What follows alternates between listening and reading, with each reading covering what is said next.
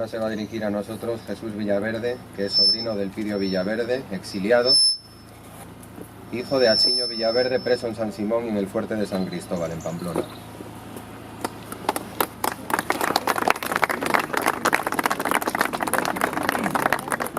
Buenos días.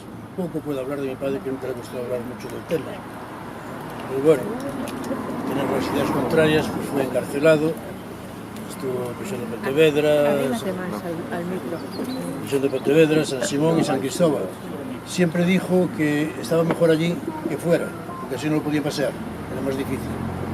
Y tuvo una gran suerte de, dentro de lo mal de estar preso pues, casi 3 años, pues lo pasó relativamente bien. Incluso tuvo apoyos de directores de la prisión porque se hizo amigo de ellos, y bueno, tuvo mucha suerte en general, y bueno, mucho más que otros que no lo pueden contar, no lo pudieron contar con cajadas. Y poco más puedo decir.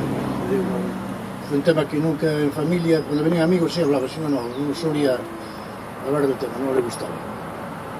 Pero bueno, espero que esto siga adelante, siento el problema que hay principal.